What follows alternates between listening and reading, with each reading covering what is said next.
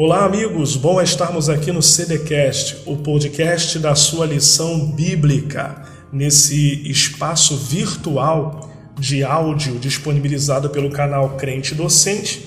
Nós vamos aqui fazer exposições, interações, explanação da lição da revista da editora Central Gospel, que tem nesse trimestre a missão de nos levar ao conhecimento, ao aprendizado sobre a ética dos 10 mandamentos. A ética, nós já vimos até aqui, que através do seu conceito daquilo que é certo ou errado para a conduta do homem, para a conduta do ser humano, ela está presente na nossa vida, no nosso cotidiano, em todo e qualquer contexto. A ética, ela está presente no núcleo familiar, a partir do momento em que você, como homem ou mulher, sendo autoridade na sua casa, ali existe e vai existir um padrão de conduta, um padrão comportamental daquilo que é certo, daquilo que é errado, daquilo que eu posso, daquilo que eu não posso, porque existe a lei. E a lei existe para dar rumo a um grupo social, para dar rumo a uma nação. Uma nação ou um grupo social sem regra, sem lei, ele tem uma tendência à anarquia, a viver sem direção, a viver sem norte, sem rumo. Mas a partir do momento que existe um código legal dentro de um núcleo familiar, como exemplo aqui, ou também nas instituições que também têm seus regimentos legais, os seus códigos de ética, como uma instituição política, uma instituição filantrópica, uma instituição religiosa, grandes, pequenas ou médias organizações têm o seu código de ética, o código de ética nas universidades, o código de ética em determinadas profissões, existe o código de ética na medicina, no direito, na contabilidade, o código de ética para a pedagogia e etc. Nós entendemos que é necessário e nós estamos inseridos no contexto da ética em qualquer segmento. E quando nós falamos dos 10 mandamentos, que na Septuaginta, que é a versão grega do Antigo Testamento, chama decálogo, que é uma expressão própria dela, nós entendemos que era propósito de Deus revelar o seu querer, a sua vontade, o seu direcionamento originalmente ao povo hebreu. Mas alguém pode perguntar assim: Jailton, o que nós, como igreja, temos a ver com os 10 mandamentos? Entenda que através dos 10 mandamentos se desenrola um padrão ético divino através dos princípios que ali estão estabelecidos. Então, os princípios que regem a nossa vida, elas aparecem no código legal disponibilizado por Deus, entregue a Moisés e disponibilizado ao povo hebreu como um padrão de comportamento civil, moral, religioso.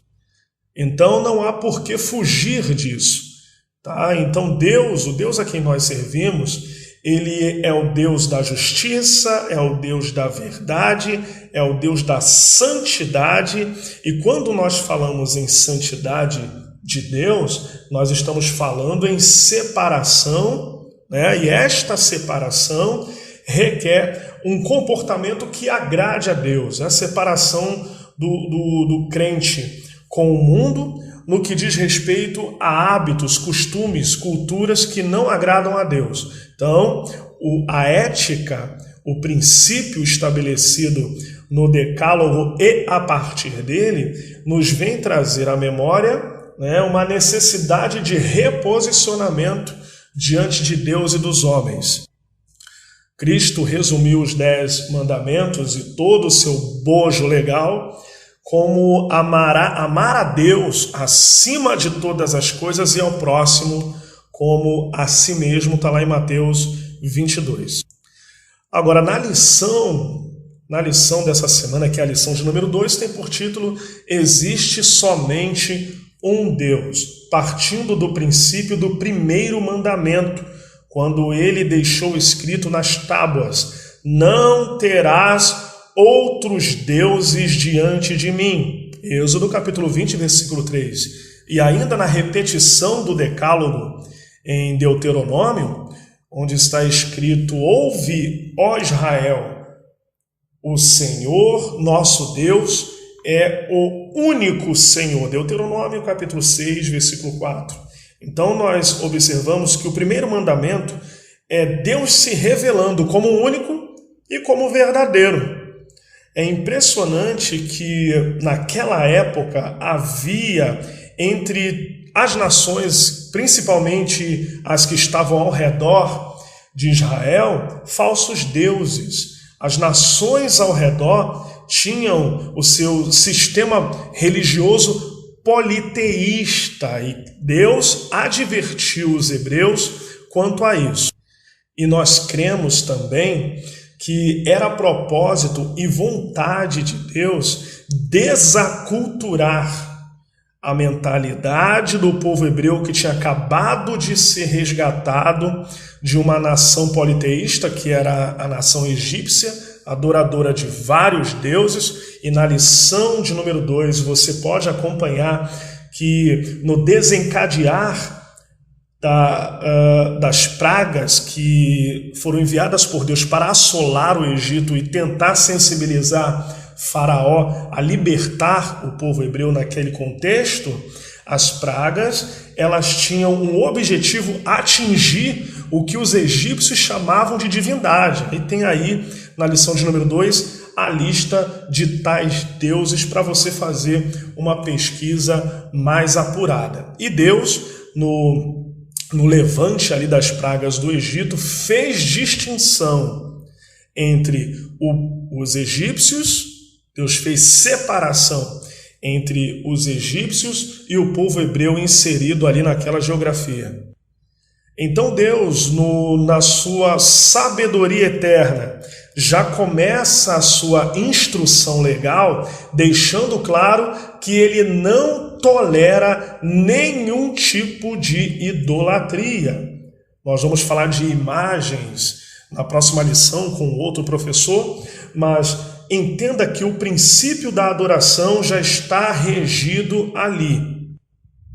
Ao sair do Egito, ao ser resgatado do Egito, o povo teria que se desvincular de qualquer lembrança ou memória ou influência que os deuses do Egito pudessem ter tido na mentalidade, no coração deles, porque quem os libertara do Egito foi o único Deus verdadeiro. E ele já começa Êxodo 20, lá bem no início, já se identificando nas duas passagens, né? Tanto em Êxodo 20 quanto em Deuteronômio 5, Deus se identifica: eu sou o Senhor, teu Deus, que te tirei da terra do Egito e da casa da servidão. Aí ele começa o seu compêndio legal ali para com a nação. Então, no Egito haviam muitos deuses, e ao sair do Egito, Deus começa a tratar, a trabalhar, né, o contexto do deserto todo até a entrada na terra de Canaã. E naquela história geral do povo de Israel, nós entendemos que Deus havia deixado claro que o povo deveria tomar cuidado com os deuses das nações pelos quais eles passariam, seja por peregrinação, ou seja por assentamento, seja por posse, porque a terra de Canaã era uma terra de idolatria, e o povo deveria entrar nessa terra já pronto a dissipar qualquer elemento de idolatria que tivesse sido inserido naquelas terras, e implantar o culto a Jeová, implantar um culto sem imagem de escultura, sem ídolos, né? Sem ídolos físicos ali. Então era muito importante que o povo chegasse na terra de Canaã com a sua mentalidade de adoração verdadeira ao um único e eterno Deus. E a partir do versículo 3 de Êxodo 20, no primeiro mandamento, Deus está estabelecendo o monoteísmo, que é a adoração ao único e verdadeiro Deus. Essa questão de idolatria, ela é tão séria que no desencadear da história de Israel, os maiores problemas espirituais de enfrentamento foram ocasionados por um comportamento idólatra por parte dos israelitas, o que levou aí a um intenso profetismo, não é? A um intenso clamor dos profetas para que o povo se arrependesse.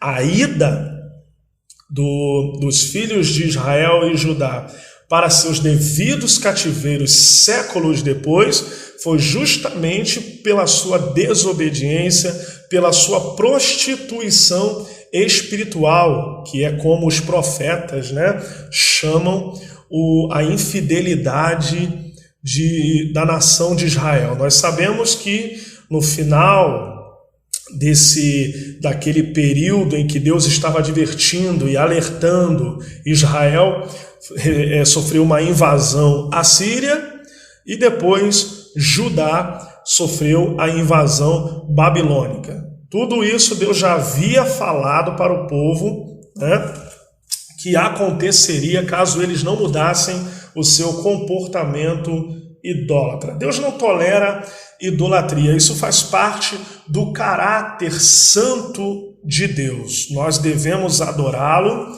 na beleza da sua santidade. E quando essa expressão, a beleza da santidade, ela é tão forte que eu fico observando, e vale a pena observar, todos os atributos conhecidos de Deus nas Sagradas Escrituras, em que todos os atributos de Deus estão ligados à sua santidade.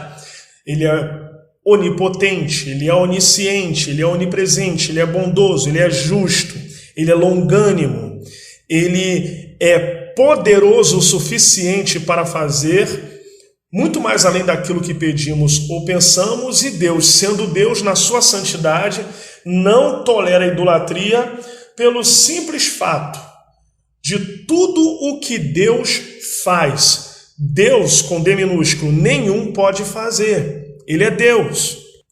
Por ocasião do bezerro de ouro, quando as pessoas trouxeram ali os seus pendentes, suas joias, derreteram e fizeram aquele ídolo de ouro, a exclamação da idolatria foi: eis os teus deuses que te tiraram da terra do Egito. Aquilo foi uma afronta à santidade e ao poder de Deus. Então, Deus ali já mostrou a sua ira, já queria destruir o povo. Moisés intercedeu e Deus foi dando o seu juízo no decorrer da caminhada deles no deserto. Deus não tolera idolatria. Então, observe e deixe isso claro na sua lição, que idolatria ela é aquilo que toma de fato o lugar de Deus, que toma a primazia. E é interessante que eu vejo em um comentário do saudoso pastor Antônio Gilberto, um dos maiores ensinadores pentecostais do nosso país.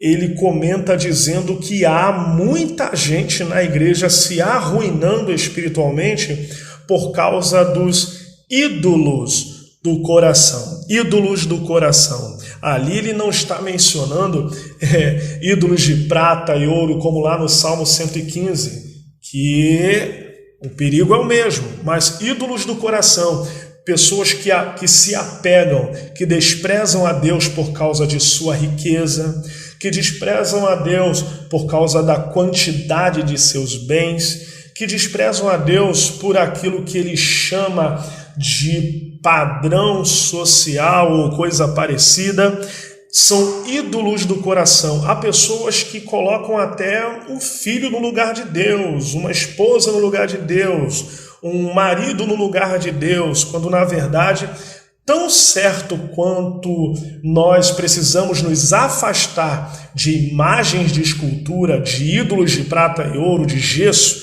de pedra, de pau, de madeira, sei lá, nós precisamos também ter cuidado com os ídolos do coração. Jesus, quando falou de riqueza, ele cita Mamon. Não podeis servir a dois senhores, porque ou há de amar um e odiar o outro, né? Não podeis servir a Deus e às riquezas. As riquezas não podem tomar o lugar de Deus no nosso coração. Então isso é muito perigoso também. Então nós entendemos que Deus abomina a idolatria e não tolera idolatria. Por exemplo, Deus ele não aceita comparação. Deus não aceita nem sequer ser comparado. Isaías 40, 25 está escrito: a quem, pois, me comparareis para que eu lhe seja igual? Diz o santo. Isaías 40, 25. Lá em 2 Reis 18, vocês lembram daquela batalha de Senaqueribe? Quando Senaqueribe afronta a cidade de Judá, o rei Ezequias, ele faz uma pergunta que é uma comparação. Ele faz uma comparação do Deus de Judá, o Deus de Ezequias, com os deuses das nações aos quais ele havia derrotado. Lá em 2 Reis 18, versículos 33, 34, onde estão os deuses de Ramate, de Arpade, Sefarvaim, Renaíva? Acaso os deuses das nações puderam livrar cada um a sua terra? Fazendo uma comparação do Deus de Judá com os deuses de Ramate, Arpade, Sefarvaim, Renaíva. E Deus não gosta, Deus não tolera comparação, porque quem pode ser semelhante ao Altíssimo? Não há Deus, não há ídolo nenhum que possa se comparar ao Deus de Israel, único e verdadeiro. E Isaías 44, versículo 8, há outro Deus além de mim? Não há outra rocha que eu conheça. Então nosso Deus é incomparável. O Deus a qual nós servimos é incomparável e não tolera a comparação com outros ídolos. Deus não divide a sua glória. Isaías 42, versículo 8, um texto que nós conhecemos muito bem. Eu sou o Senhor. Olha Deus se identificando. Eu sou o Senhor e esse é o meu nome, porque o nome designa o caráter dele. A minha glória não darei a outrem, nem a minha honra a imagens de escultura. Deus não divide a glória dele com ninguém, com quem quer que seja ele um político, seja ele um religioso, seja ele um governante, né, simpático, populista. Deus não divide a glória dele com ninguém.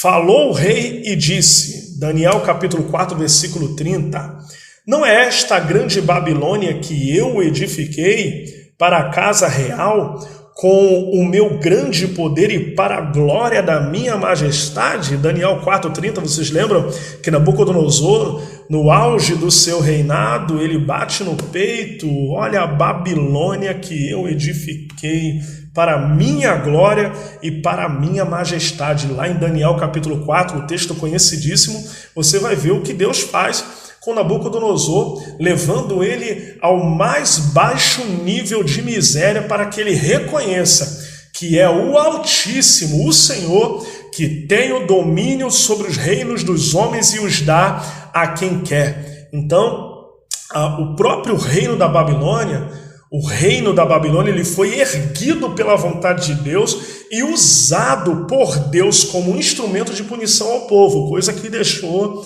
o profeta Abacuque, né, um pouco indignado, se vocês lerem lá o livro do pequeno profeta. Então, vocês entendam que Deus não divide a glória dele nem mesmo com um governante ímpio. Tá? Vocês lembram também do código, ou melhor, do caso de Herodes, que ele admitiu, ele aceitou uma glória que não era dele. Voz de Deus e não de homem, né? Vocês lembram lá na passagem de Atos 12? No mesmo instante o anjo do Senhor o feriu. Feriu por ele não haver dado glória a Deus.